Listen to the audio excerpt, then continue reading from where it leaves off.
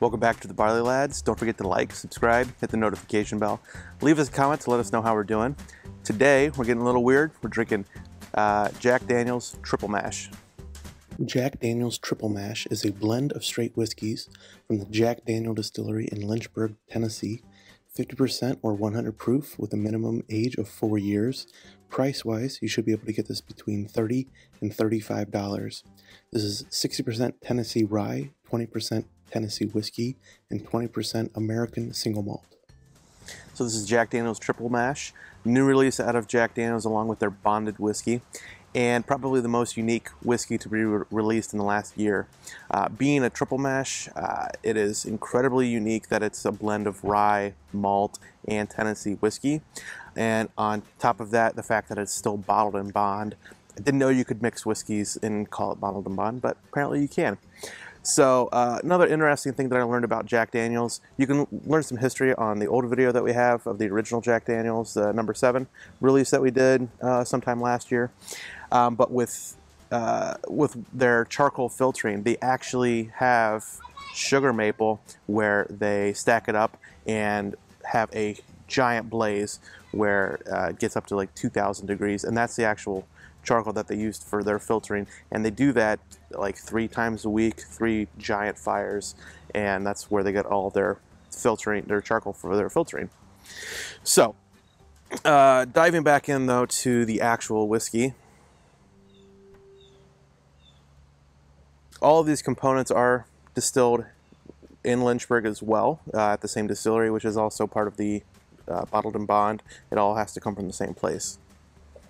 This is their first release with the single malt, so we might actually see a single malt release in the next few years from Jack Daniel's. They've been producing that since 2013, so we could see a 10-year age statement on a single malt.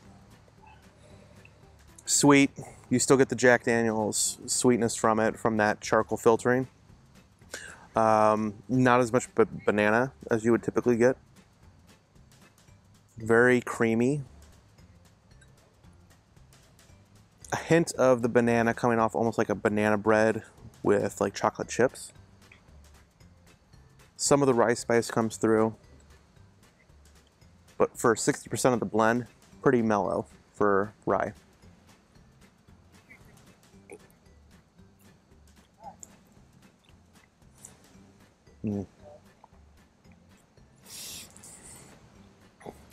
Almost has like an oatmeal quality to it, like a honeyed oatmeal. Incredibly sweet, but not so. It doesn't come off as like candy. Like it's a very pleasant sweetness. Doesn't drink like it's 100 proof. I would say that probably closer to 86, 90 proof. That's what you're drinking at here. Baking spices, more of that chocolate note.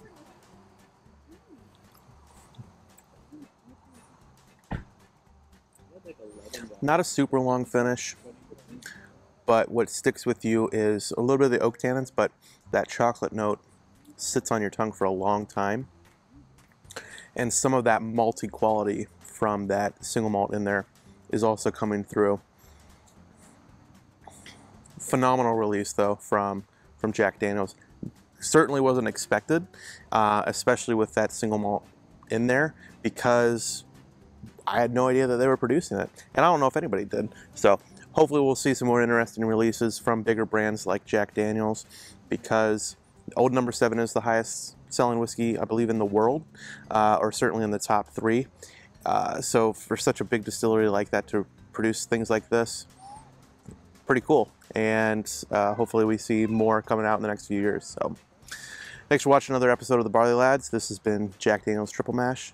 Cheers.